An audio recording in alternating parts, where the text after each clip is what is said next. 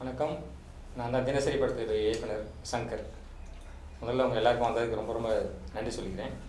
எல்லாத்துக்கு மேலே என்னோடய அப்பா அம்மாவுக்கு மிகப்பெரிய நன்றி சொல்லிக்கிறேன். அப்புறம் இந்த படத்தினுடைய வாய்ப்பாக எனக்கு அமைச்சு கொடுத்த திரு விஜய் முரளி சார் அவர்களுக்கும் முரளி சார் அவர்களுக்கும் நான் மிகப்பெரிய நன்றி சொல்லிக்கிறேன். இது மேலே நான் ரொம்ப ரொம்ப பேசணும் அப்படின்னா ஸ்ரீகாந்த் சார். நான் அவர் கூட ஒரு 6 வருஷமாக ட்ராவல் ஆகிட்டுருக்கேன். இந்த கதைக்காக அவர் கிட்டத்தட்ட ஒரு 6 வருஷமாக என் கூட ட்ராவல் ஆகி இந்த கதையை இப்போ பண்ணி முடிச்சிருக்கோம். நடித்த ஆர்டிஸ்ட் எல்லாருமே MS Bhaskar sir, Premji sir, Vinodhini ma'am, Chaams, Radharavi sir, Chandini madam, மற்ற எல்லோரும், முக்கியமாக இந்த படத்தினுடைய கதாநாயகியான சிந்தியா மேம், இவங்க எல்லாருக்கும் நான் ரொம்ப நன்றி சொல்லிக்கிறேன். இந்த படத்தை நான் மட்டும்தான் அந்த படத்தை புதுசு. இது எல்லாத்தோட முக்கியம் என்னுடைய தந்தையாக நான் நினைக்கிறது, இன்னொரு தந்தையாக நினைக்கிறது, என்னை எப்பயுமே கூடவே இருக்கிறதா நினைக்கிறேன் என்னுடைய இளையராஜா. என்னுடைய 2016 ஒரு படம் ஆரம்பித்தேன், அம்மாயின்னு ஒரு படம். அந்த படத்துக்கு அவங்க தான் இசை. இந்த ஏதோ சந்தர்ப்ப சூழ்நிலையால் அது படம் என்னன்னால கட்டிட்டு படப்படியாக போச்சு. இந்த படத்துக்கு அவங்க தான் இசையமைச்சிருக்காங்க.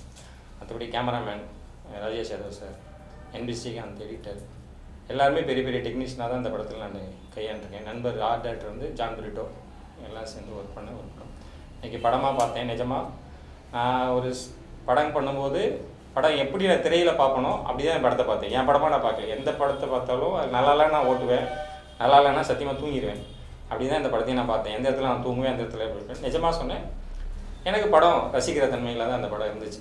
ரொம்பவும் இதுவும் இல்லாமல் நல்லாவே இருந்துச்சு. எனக்கு அது அந்த வகையில் ரொம்ப ரொம்ப சந்தோஷமான விஷயமாக தான் இருக்குது. ஸோ இந்த படத்துக்கு நீங்கள் இதை கொண்டு போய் சேர்ப்பீங்கிற நம்பிக்கையில் நான் உங்கள்கிட்ட நான் பேச வந்திருக்கேன். இதுதான் என்னுடைய முன்னுரை. அவ்வளோ இதான் என்னோட முன்னுரை. இதுக்கு மேலே நீங்கள் என்ன கேட்குறீங்களோ நீங்கள் கேளுங்க. இந்த பத்திரிகையாளர் சந்திப்பு ஆக்சுவலாக என்னென்னா, அன்றைக்கி அவங்க ப்ரெஸ் ஷோ வைக்கிற அன்றைக்கி நான் இல்லை. சில தைப்பூச ஊரில் எங்கள் அம்மாவுடைய கிராமத்தில் பெரிய விழா நடக்கும். ஸோ அன்றைக்கி எங்கள் பரம்பரை மொத்த குடும்பமும் வருவாங்க. எங்கள் மாமா எல்லாருமே வருவாங்க. ஸோ அன்றைக்கி சூழ்நிலை போக வேண்டியது கட்டாயது. திங்கள் செவ்வாய் புதன்கிழமை மாலை தான் நான் வந்தேன். ஸோ அதனால் உங்களுக்கு இயக்குனர் யார் ஹீரோயினுக்கும் இயக்குனருக்கும் ஏதாவது பிரச்சனை அப்படிங்கிறதா அப்படிலாம் எதுவும் இல்லை. ஸோ அந்த சூழ்நிலையால் நான் அந்த கடந்து போக வேண்டிய சூழ்நிலை இருந்ததுனால அதனால எனக்கு வர முடியல. அதனால் இன்றைக்கி உங்களுக்கு எல்லாருக்கும் இயக்குனர் யாருன்னு தெரியணும் இல்லையா? ஸோ அதனால் நான் இந்த ப்ரெஸ் மீட்டை வச்சுருக்கேன். நான் ஏன்னா ப்ராப்ளமா சார் படத்தில் எந்த பிரச்சனையும் இல்லைங்க. அதெல்லாம் படமாக எனக்கு எந்த பிரச்சனையும் இல்லை. ஒரு சில பொருளாதார காரணங்களால் ஒரு ஒரு கட்டத்துக்கு மேலே என்னால் எடுக்க முடியல, அதான் உண்மை. ஸோ ஒரு குறுகிய வட்டம் ஒரு விஷயத்துக்குள்ளே நீங்கள் கன்சைன் பண்ண வேண்டிய சூழல் இருந்துச்சே தவிர மற்றபடி வேறு எந்த பிரச்சனையும் இல்லை. நான் 35 நாள் கேட்டிருந்தேன். மொத்தமாக சேர்த்து அவங்க இந்த 3 அங்கே போட்டு அந்த சாங் கூட சேர்த்து 28 நாள் அந்த படம் முடிச்சிருக்கு. அதான் நிஜம். இப்போ ஹீரோனுக்கும் உங்களுக்கும் நான் என்ன சார் பிரச்சனைன்னு எதுவும் இல்லை சார். என்னன்னா எப்படி சொல்கிறது, இந்த கதை முழுக்க முழுக்க நாயகனுக்கும் அப்பாவுக்கும் நீங்கள் படம் பார்த்தீங்கன்னா தெரியும். ஒரு தந்தை ஒரு மகன், இதான் ஒரு கதை. சேம் இருப்பதை கொண்டு சிறப்புடன் வாழணும்னு நினைக்கிற அப்பா. இவர் வந்து இன்றைய காலகட்டத்தில் இருப்பது பத்தாது, கொஞ்சம் கூட வேலை செய்கிற நல்லா இருந்தால் போதும்னு நினைக்கக்கூடிய ஒரு கேரக்டர். ஸோ அந்த கான்ட்ராஸ்டில் வரும்போது மற்ற ஆர்டிஸ்ட் எல்லாமே சப்போர்ட்டிங் ஆர்டிஸ்டாக தான் உங்களுக்கு தென்படுவாங்க. ஏன்னா கதைக்கு யார் நாயகன், அதுக்கு கூட இருக்கிறது வந்து அப்பா பிள்ளைக்கு தான். இங்கே வந்து வில்லன் எதுவும் கிடையாது. வில்லனுங்கிறது தன்னுடைய கேரக்டர் மட்டும் தான் அந்த வில்லனை தவிர்த்து இந்த கதைக்கு வில்லனிசம்னு எதுவுமே கிடையாது. அவங்க குணம் என்ன மாதிரி மாற்றுதுன்றது தான் அந்த கதையுடைய தன்மையாகவே இருந்திருக்கு. அப்படி வரும்போது அவங்க போர்ஷன் கொஞ்சம் கம்மியாக இருக்கும். ஸோ அவங்க இவ்வளோ நான் இன்வெஸ்ட் பண்ணியிருக்கேன், நான் என்னுடைய போர்ஷன் கம்மியாக இருக்குன்னு தான் அவங்களுடைய வருத்தம். அதில் எந்த விதமான நான் ஒளி மொழிவு இல்லாமல் சொல்கிறேன். இதான் அவங்களுடைய வருத்தமே தவிர்த்து இல்லை வேறு ஒன்றும். அவங்க போன பேட்டியில் கூட சொல்லிப்பேன், அந்த படத்தில் I will be lesser, next படம் பண்ணும்போது ஐ வில் டூ மோச் மோர், நிறையா இருக்க மாதிரி பண்ணுவேன்னு உங்களுக்கு பேட்டியிலே சொல்லியிருப்பாங்க. நிறைய படம் நிறைய பேட்டிகள். ஸோ அது அந்த சூழ்நிலை தான் சில இது வேறு ஒன்று கதைக்கு ஏற்ற மாதிரி தானே சார் ஹீரோயின் வர்றது பொறுத்தலாம். அது எப்படி அவங்க அந்த வார்த்தை கேட்கும்போது நீங்கள் அமைதியாக வருதுங்க? அப்படி இல்லை, அமைதியாக இருக்கிறேன் அப்படின்றது கிடையாது. ஒரு சில இடங்களில் நம்ம ஒரே வசனம் தான் சொல்லுவேன். வாதத்துக்கு விளக்கம் இருக்குது, விதண்டாவாதத்துக்கு உங்களுக்கு விளக்கம் கிடையாது. அதுதான் இங்கே நிஜம். அதனால் நீங்கள் விதண்டாவாதத்துக்கு நீங்கள் பதில் சொல்லிருந்தீங்கன்னா உங்களுக்கு என்ன கிடைக்குன்றது உங்களுக்கு எல்லாருக்குமே நிஜமாக தெரிஞ்சிருக்கக்கூடிய விஷயங்கள் தான், வேறு ஒன்றும் இல்லை. சினிமானா என்ன, நான் படித்து முடிச்சுட்டு நேராக சென்னைக்கு வந்துட்டேன். சினிமா பண்ணணும்னு அவ்வளோ சின்ன வயசுல எனக்கு பேஷன் தான். நான் வந்துட்டு கிட்டத்தட்ட பொம்மரகனாலில் அப்ரெண்டிஸ் ஆரம்பித்து இப்போ கடைசி அந்த கண் ரிலீஸ் ஆச்சு இல்லையா, அந்த படத்துலேயே கூட இப்போ தியாகராஜ் சார் கூட கிட்டத்தட்ட 3 வருஷம் ஸ்கிரிப்ட் வரைக்கும் ஒர்க் பண்ணியிருக்கேன். தமிழ் தெலுங்குன்னு சொல்லிட்டு வடிவேல் சார் கூட 40 படம் காமெடி ட்ராக்கில் ஒர்க் பண்ணியிருக்கேன் நான். ஸோ அந்த இருக்கிற இயக்குநர்களுடைய கஷ்ட நஷ்டங்கள் அங்கே என்ன நடக்குன்றது எனக்கு எல்லாமே தெரியும். அதனால் நான் அவங்களுக்காக சில விஷயங்கள் நம்ம முதல் படம்ன்றதுனால சரி கோணாமல் நடந்துக்கணுன்ற ஒரே காரணத்துக்காக தான் நம்ம விஷயங்கள் பண்ண வேண்டிய சூழல் வந்துச்சு.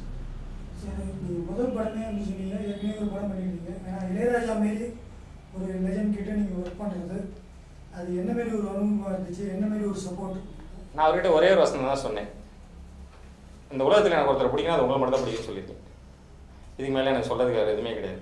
அது 2016 அந்த படம் பண்ணும்போது நான் சொன்னது அது ஒன்று தான். ஏன்னா இன்றைக்கி நான் கதைகள் எழுதுவேன். கதைகள் எழுதும்போது அவர் பாட்டை தவிர வேறு எதுவுமே என் கூட யாருமே இருக்க மாட்டேன். எஸ்என்ஸ் கூட யாருமே இருக்க மாட்டேன். நான் உட்காந்து கதையை யோசிப்பேன், அவர் பாடல் ஓடிட்டுருக்கும். அந்த பாட்டுக்கான சூழல் எனக்கு சூழல் அதுவே க்ரியேட் பண்ணி கொடுக்குறதுக்கான விஷயங்கள் தான் நான் அமைச்சிருக்கேன். இப்போ இந்த படங்கள் இந்த படத்தை பார்த்தீங்கன்னா அதிலே நிறைய இளையராஜாக்கான பழைய படங்கள் சூழல் தான் இருக்கும்.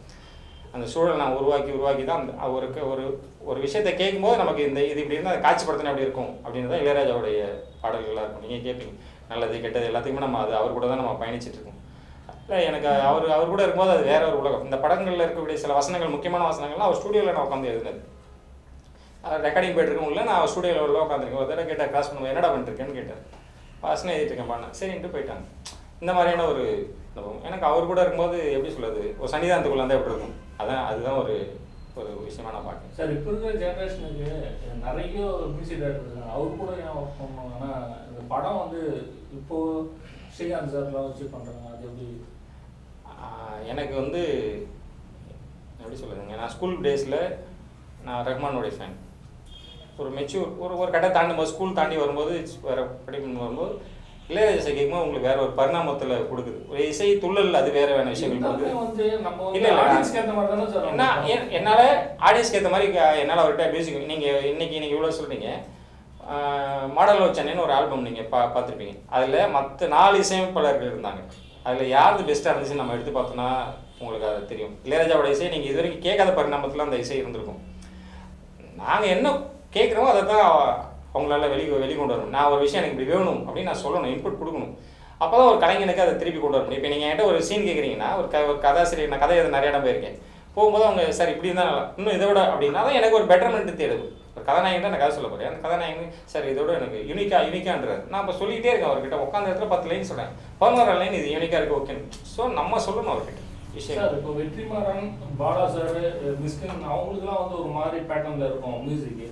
இந்த பேட்டர்ன் வந்து அது இது வந்து ஒரு சூழல் தான் சார் காரணம். இந்த நம்ம என்ன சூழல் அங்கே போய் எக்ஸ்பிளைன் பண்ணுறோமோ அந்த சூழலுக்கான இசை தான் நமக்கு கிடைக்கும். புரியுதுங்களா?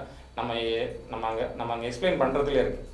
நம்ம அங்கே சொல்லக்கூடிய சூழல், நம்ம இப்போ காட்சியை விரிவுபடுத்துகிற சூழல் இருக்கும்போது இருக்கக்கூடிய அமைப்புகள் தான் உங்களுக்கு அங்கே திருப்பி கிடைக்கக்கூடிய விஷயங்கள். அதான் எனக்கு கிடைச்சிது. சார் இந்த படத்துடைய சாங்ஸ் ரிலீஸ் பண்ணுறப்ப ஹீரோயின் படத்தை வச்சுக்கிட்டு ட்ரோல் பண்ணி போட்டுனாங்க. அந்த பாவம் எப்படி இருந்துச்சு? அது நான் நிஜமாவே தவறு தான் சொல்லுவேன். அது எப்படி சொல்கிறது, ஒருத்தவங்களை ட்ரோல் பண்ணுறதுன்றது அது தனிப்பட்ட வரையும். பட் ஆனால் அது பப்ளிக் இன்றைக்கி நம்ம கிட்டத்தட்ட ஒரு சோஷியல் சமூகத்துக்குள்ளே ஒரு சோஷியல் மீடியான்னு வந்துட்டோம். ஆனால் நம்ம இன்றைக்கி சமூகமாக இருக்குமான்னு கேட்டால் அது நிஜமாவே இல்லை. அது எனக்கு ரொம்ப பெரிய வருத்தம் தான். நிஜமாவே எனக்கு ஒரு ஆர்டிஸ்ட் நீங்கள் இன்றைக்கின்னு இல்லை, நீங்கள் 80 காலகட்டங்களில் நம்ம இருந்த சார் ஹீரோக்கள்லாம் பார்த்தோம்னா நம்ம இன்னைக்கு காலகட்டங்களில் யோசிக்கும்போது நம்ம இவங்களாம் ஹீரோவாக தான் நம்ம யோசிக்கக்கூடிய நிலைமை. அப்போ இன்றைக்கெலாம் வந்திருந்தால் என்ன யோசிச்சு பார்த்தீங்கன்னா நம்ம என்ன இருக்கும். அது ட்ரோலிங்கிறது அவங்க மண்ணிலை. பட் அது பார்வை தவறுன்னு தான் நான் நினைக்கிறேன். நிஜமாவே அவங்க ஒரு ப்ரொடியூசராக என்கிட்ட சொன்னது நான் நடிக்கணும். விஜயமுரளி சார் என்னை கூட்டு போய் கதை சொல்ல சொன்னார். ஆக்சுவலி அது கதை சொல்லிவிட்டு நான் சொன்னேன் சார் இவங்க வேணா வேறு யார், நான் ஓப்பன் அப்படியே சொன்னேன். இல்லை அவங்க படமும் நடிக்கணும்னு ஆசைப்பட்றாங்க. நான் காம்பரமைஸ் நான் சரி ஓகே வைக்க முடியும்னு தான் நான் அவங்கள வச்சு தான் படமே எடுக்கிறேன். எனக்கு என் கதைக்கு ஒரு சூழல். அதனால அந்த கதையில் அமெரிக்காவில் ரிட்டர்ன் அந்த மாதிரி ஒரு கேரக்டராகவே நான் அவங்க என்னவா இருந்தாலும் கதையை மாற்றி தான் பண்ணி. சார் வேற யாரும் நீங்கள் ஹீரோனை ஃபிக்ஸ் பண்ணலையா சார்? இவங்க ப்ரொடியூசர் இல்லை, நான் எதுவுமே ஃபிக்ஸ் ஆகலைங்க. ஆக்சுவலி இவங்க ப்ரொடியூசர் கம் ஹீரோயின்ன்றதுனால நான் நம்ம வேற எந்த தாட் ப்ராசஸ் அங்கே போக முடியாது. அது ஒரு விஷயத்துக்காகவே ஓகே பண்ணுங்க. அப்படி நான் ஓகே பண்ணலைங்க. எல்லாருக்கும் ஒரு கதை எழுதும்போது இவங்க தான் அப்படி நாம் எழுதின கதையே கிடையாது. இது வந்து திடீர்னு உருவான சூழலில் உருவான கதை. நாங்கள் பண்ண ஆரம்பித்த கதை வேற ஒரு ஆக்ஷன் பேக்டு ஸ்கிரிப்ட் தான் அது. இப்போ ஹீரோயின் உள்ள வந்தனால கதை மாறிடுச்சு. பண்ணதுனால பண்ணிட்டு இருக்கும்போது பட்ஜெட் அதிகமாக, ஆக்ஷன் மட்டுமே உங்களுக்கு 28 days எனக்கு ஷூட் இருந்துச்சு. ஃபைட்டு நான் இப்போ லொக்கேஷன்லாம் பார்த்துட்டு போட்ட பட்ஜெட்டு நாங்கள் ஒரு கன்சைனஸ் உங்களுக்கு தெரியும் இந்த இடத்துல என்ன பிஸ்னஸ் ஆகும்னு தெரியும். அந்த பிஸ்னஸுக்கு பண்ணும்போது அதோட டபுள் ஆச்சு. ஸோ அந்த பட்ஜெட்டில் இதை பண்ண முடியாது, ஏன்னா பண்ணிவிட்டு பிஸ்னஸ் பண்ணுறது ரொம்ப கஷ்டம் அப்படின்றதுனால ஆக்சுவலாக நீங்கள் இந்த படத்துடைய ஃபர்ஸ்ட் ஹாஃப் மட்டும்தான் நிஜமான இந்த ஒரிஜினல் ஸ்கிரிப்ட். நான் இந்த script second half out and out வேறு ஒரு ஸ்கிரிப்ட். அது வேறு சூழலால் எல்லாம் பேசி உட்காந்து பட்ஜெட் தாங்க மாட்டோம், நம்ம இது கன்சைனாக ஒரு குடும்ப கதையாக மாற்றலாம். ஃபர்ஸ்ட் ஆஃப் ஃபுல்லாக குடும்ப கதையாக, செகண்ட் ஆஃப் மொத்தமாக டிராஸ்டிக்காக சேஞ்ச் ஆகி ஃபுல் ஆக்ஷன் மோடே மாறிடும். அதனால் அது சூழலுக்கு அந்த மாதிரி சரி பட்ஜெட் உண்மை காரணம் பட்ஜெட் தான், பட்ஜெட்டுக்குள்ளே பண்ணிடணுன்றதுனால சரி குடும்ப சூழலாக பண்ணிடணும். ஒரு குடும்ப கதையாக இருந்தது. ஆல்ரெடி என்னுடைய நிறைய சம்பவங்கள் நடந்த சம்பவங்கள் எல்லாத்தையும் நான் ஆல்ரெடி கேதர் பண்ணி வச்சுருந்ததுனால கரெக்டாக அந்த அவருடைய கேரக்டருக்கும் இப்போ அந்த டைமில் நடந்த அந்த அந்த எப்படி சொல்லுங்கள் ஸ்கேமும் கரெக்டாக மெர்ஜ் ஆயிடுச்சு. எனக்கு அந்த ஸ்கேமை வச்சுட்டு என்னோடய சம்மந்தப்பட்டவர்கள் எல்லாருமே நிறைய பேர் அதில் இன்வெஸ்ட் பண்ணியிருந்தாங்க. அவங்க எல்லாருக்கிட்டையும் தரவுகள் எடுத்து யார் என்ன எப்படி வந்தால் நீ எப்படி உள்ளே போனன்றது எல்லா விஷயத்தையும் கேட்டு நான் கதையாக பண்ணது தான் அந்த கதை. ஸோ இந்த கதைக்காக அவங்களுக்காக நான் கதையை மாற்றலை. எங்களுக்கு அந்த உள்ளே போகும்போது இருந்த ஸ்கிரிப்ட் வேறு, அந்த சூழலில் எங்களுக்கு பட்ஜெட்டு கண்டிப்பாக நிஜமாக ஆகிருக்கும், ரொம்ப பெருசாக இருக்கும். நாங்களெல்லாம் இன்றைக்கி இவ்வளோ தூரம் உட்காந்து ரிலீஸ் பண்ணுறதுக்கு ரொம்ப சிரமப்பட்டோம், முடிய கூட சிரமப்பட்டுருக்கோம். அதான் உண்மை. பாவம் அவங்கள நம்ம அவ்வளோ தூரத்தை வந்து இன்வெஸ்ட் பண்ணியிருக்காங்க, திருப்பி பணத்தை திருப்பி கொடுக்கணுன்றது ரொம்ப ரொம்ப முக்கியம். ஸ்ரீகாந்த் சார் எப்படி சார் ஓகே சொல்லிட்டாரா? ப்ரொடியூசரும் இவங்க தான், ஹீரோயின் இவங்க தான் போது அவர் கதை சூழல் தெரியும். நான் தான் சொன்னேன், இந்த கதை கூட ஒரு 6 வருஷம் ட்ராவல் எடுக்காரு அந்த கதைக்குள்ளே. நாங்கள் ஆஃப் இயரில் தான் கதையை மாற்றுறோம். கதையை மாற்றும் போது அவருக்கு ஒரு டைரக்டராக ஏமால இருக்கக்கூடிய ஒரு சூழல் நம்பிக்கை தான். நீங்கள் பார்த்தீங்கன்னா தெரியும், சில பேட்டிகளே தனியாகவே வேற ஒரு படத்தையும் என்னை ரெக்கமெண்ட் பண்ணார். இதுக்கு முன்னாடி நான் அந்த படம் பண்ணுறதுக்கு முன்னாடியே வேற ஒரு ப்ரொடியூசர்கிட்ட அந்த டேரக்டர் சரி இது ஆகும்போது என்னை வந்து ரெக்கமெண்ட் பண்ணுறாரு. தினசரி சங்கர் போய் பாருங்க பண்ணி தருவார். இந்த வேர்டு வந்து நான் அவருக்கு என் மேலே வச்சுருக்க நம்பிக்கைனால அந்த உருவானது. ஸோ அதனால் அவருக்கு அந்த இதில் ஒன்றும் இப்போ மற்றவங்க பேசுகிற மாதிரி உங்களுக்கும் இந்த ஹீரோனுக்கு எந்த பிரச்சனையும் இல்லை, சுகமாக தான் இருக்கு. நான் தான் சொன்னேன் இல்லைங்க, மன உரசல் எல்லாருக்குள்ளே இருக்கு. எனக்கு என் ப்ரொடியூசர் டெய்லி சண்டை நடக்கும். யாருக்கு தான் நடக்காது? குடும்பத்துக்குள்ளே புருஷன் முன்னாடி சண்டை தான் நடந்துட்டு இருக்கு. யார் வீட்டிலேயே சண்டை இல்லை. நீங்கள் அதுக்காக உரசிட்டு சண்டை போட்டுகிட்டே இருக்கீங்களா? முறைச்சி அது கிடையாது. இல்லை, ஒரு ப்ராஜெக்ட் பண்ணும்போது 100% நான் தான் சொன்னேனே, நான் மொத்தம் தமிழ் தெலுங்கு எல்லாரும் சேர்த்து ஒரு சாலிடாக அப்படி இப்படி சேர்த்து ஒரு 50 படங்களுக்காக நான் போய் ஒர்க் பண்ணியிருக்கேன். அந்த 50 படங்களில் 49 படம் தான் பிரச்சனை எல்லாம் போயிருக்கும். ஒரு படம் மட்டும் தான் எங்கேயாவது பிரச்சனையோடு இருந்திருக்கு. பிரச்சனை எல்லாம் நடந்தது. மற்ற 49 படங்களும் ஏதாவது ஒரு சூழலில் யாருக்காவது வந்துகிட்டே தான் இருக்கும். நானே என் மொதல் படமும் அப்படி தான், அந்த சூழல் அப்படி தான். நான் ப்ரொடியூசர்கிட்ட தெளிவாக கேட்குறேன், பணம் இருக்கான்னு கேட்குறேன். வேற ஒரு சூழலில் அவர் சொல்கிறாரு, நான் நம்புகிறேன். ஆனால் அதுக்கப்புறம் அது இல்லைன்னும் போது வேறு சூழல் நடக்குது. இது வந்து நம்பிக்கையின் பேரில் நடக்குது சினிமா. நான் வாயால் சொன்ன ஒரு கதையை நம்பி ஒரு இத்தனை பேர் 1 கோடி ரூபாய் வெறும் வாயில் சொன்ன கதை தான். அது பேப்பர் எடுத்து கூட இப்போ கொடுக்கலாம் கிட்ட. நான் வாயில் சொன்னால் எடுப்பேன் நம்பி கொடுக்குறாங்கன்னும் போது ஒரு அப்புறம் போது நம்புறாங்க. வேற ஒரு ரீசன். இப்போ அடுத்த படமாக அவங்க கூட சேர்ந்து பண்ண போகிறவங்க யார் சார்? யார் அவங்க தயாரிப்பாளர்? இல்லை, நான் வேற கமிட்மெண்ட்டில் பேசிக்கிட்டு இருக்கேன். என்ன சார் ப்ராஜெக்ட் அது? அடுத்தது ஒரு இதே ட்ராமா, ஆனால் அது ஒரு ஹாரர் பேஸ்டு ஒரு ஸ்கிரிப்ட் சொல்லி ஓகே இருக்குது. அதில் ஆனால் ஆர்டிஸ்ட் கொஞ்சம் பெரிய அளவில் இருக்கணும். அதுக்கும் சரி, படம் ரிலீஸ் பண்ண சொல்லுவீங்க, உங்களோட மனநிலை எப்படி இருக்குது, எப்படி ஃபீல் பண்ணுறீங்க, என்னவா இருக்குது? ப்ரொடியூசருக்கு என்ன சொல்ல விரும்புறீங்க? ப்ரொடியூசருக்கு எதுவும் நான் சொல்ல விரும்பலைங்க. எனக்காக அவங்க இந்த படத்தை ரிலீஸ் பண்ணது ரொம்ப ரொம்ப சந்தோஷம். ஓகேங்களா? இன்னைக்கு சூழலில் படம் ரிலீஸ் ஆகிறது ரொம்ப மிகப்பெரிய கஷ்டம். நான் அவங்களுக்கு மிகப்பெரிய நன்றி கைகூப்பி நன்றி சொல்லிக்கிறதுக்கு அது ஒரு முக்கிய காரணம். அந்த படம் இன்னைக்கு வரும் வராது. இன்ஃபேக்ட் என் ஊர் சொந்த ஊர் பாண்டிச்சேரி. என் பாண்டிச்சேரியில் ரிலீஸ் ஆகல படம். எங்கள் அம்மா போய் நான் சிதம்பரம் என் தம்பி எங்கே இருக்கேன்னு பார்த்துட்டு சிதம்பரத்துக்கு காரில் கூட்டு போய் காமிக்கிறேன். இல்லை சென்னைக்கே வரேன். சென்னையில் நைட் ஷோ மாயாஜாலில் இருக்குது, இவ்வளோதெல்லாம் வந்து போகிறதுக்கு பார்ப்போம் அப்படின்னு சொல்லிட்டு நான் சொல்லியிருக்கேன். ஆனால் எனக்கு படம் ரிலீஸ் பண்ணதுலையோ இது ஆகிடுச்சே, இது பிஸ்னஸ் ஆகலையே, வச்சுருந்துட்டு பிஸ்னஸ் ஆகிற வரைக்கும் வச்சுருப்போம்னு நினைக்காம அவங்க சூழலை புரிஞ்சுக்கிட்டு ரிலீஸ் பண்ணதுக்கு அவங்கள மிக மிக மிக மிக நன்றி சொல்லிக்கிறேன். நான் அவங்க மேலே எனக்கு எந்த விதமான வருத்தம்லாம் எதுவும் கிடையாது. நிஜமாக எனக்கு ஒரு ப்ரொடியூசராக எனக்கு வந்து ஒரு கதையை கேட்டு ஓகே பண்ணி படம் கொடுத்துருக்காங்க. நான் அவங்கள அந்த உரசல் இருந்துகிட்டே தான் இருந்துகிட்டு இருக்கும். பட் அதுக்காக நான் அவங்கள இது பண்ணுறது அதெல்லாம் இல்லை. அதான் பேசுங்களா சார்? யார் கூட மெசேஜ் பண்ணுவாங்க, எப்போ கான்டாக்ட் பண்ணுவாங்க. நான் பேசுறது நான் பொதுவாக யாருக்கிட்டையும் ரொம்பலாம் இது பண்ணிக்க மாட்டேன். இப்போ என் படத்தில் நடிச்ச ஹீரோயின் யாருக்கிட்டையுமே ரொம்ப டச்லாம் கிடையாது. எனக்கு ஏன்னா நான் இந்த காலை என்னுடைய வேலைகள் முடிஞ்சோன்னா இவன் மாலை ஆச்சுன்னா இன்ஸ்டியூட் வச்சுருக்கேன். ஒரு 10 வாத்தியார் வேலை பார்க்குறாங்க. அவங்க அந்த வேலைகளில் எனக்கு ப்ரொசீஜர் இருக்கும். அடுத்த படங்கள் வேலைகள் போயிட்டு இருக்கும்போது அந்த வேலைகள் நான் சேர்த்து பார்க்குற வேலைகளாக தான் இருக்கும் மெயினாக. அதான் உண்மை. அடுத்த யாரை வச்சு சார் படம் பண்ணலான்றது? ஆக்சுவலி அது ஒரு ரெண்டு ஸ்கிரிப்டுமே ஹீரோயின் ஓரியன்ட் தான். கொஞ்சம் பெரிய ஆர்டிஸ்ட்னு வச்சுங்களா. இப்போதைக்கு எதுவும் நம்ம சொல்கிறல அது இருக்காங்க நிறைய ஆர்டிஸ்ட். அது த்ரிஷா ஒரு ஆப்ஷன். அதில் கண்டிப்பாக த்ரிஷா மேம், ஐஸ்வர்யா லட்சுமி, மஞ்சு வாரியார், இந்த மாதிரி ஆர்டிஸ்டுகளுக்கான ஒரு ஸ்கிரிப்ட் சொல்லி ஓகே பண்ணியிருக்கு. உங்கள் முடிச்ச நேரம் அங்கே தான் போகிறேன். இன்னும் எதுவும் நாங்கள் டென்டேட்டிவாக எதுவும் பண்ணல. நான் மார்ச் வரைக்கும் எதுவும் பண்ணுற ஐடியா இல்லை. அதனால மார்ச்சுக்கு அப்புறம் தான் அதனுடைய இதுக்கப்புறம் படம் வந்து ஹீரோயின் அந்த சப்ஜெக்ட் தான் இருக்குது. நான் என்ன ஸ்கிரிப்ட் பண்ணாலும் அதுக்குள்ளே வந்து பெண்கள் வந்து உரிமை இருக்கிற மாதிரி தான் நான் கதைகளே பண்ணியிருக்கேன். அது என்னே தெரியாது எனக்கு வந்து ஸ்கூல் டேஸ்லேருந்து காலேஜ் எனக்கு பெண்கள் நான் அப்படி தான் என்னை வளர்ந்துருக்க சூழல். அதனால் எனக்கு எல்லா காலகட்டம் இப்போ கூட ஒரு ஸ்கிரிப்ட் இருக்கேன். போன வாரம் தான் ஒரு 6 நாள் உட்காந்து ஃபர்ஸ்ட் ஹாஃப் முடிச்சிருக்கேன். அதனுடைய கிளைமேக்ஸ் முழுக்க முழுக்க ஹீரோயிசம் சப்ஜெக்ட். ஆனால் கிளைமேக்ஸ் ஆடியன்ஸ் எதிர்பாராட்டு சொல்லுமோ அது ஹீரோயின் தான் முக்கிய காரணியாக இருப்பாங்க கதை எழுதியிருக்கேன்.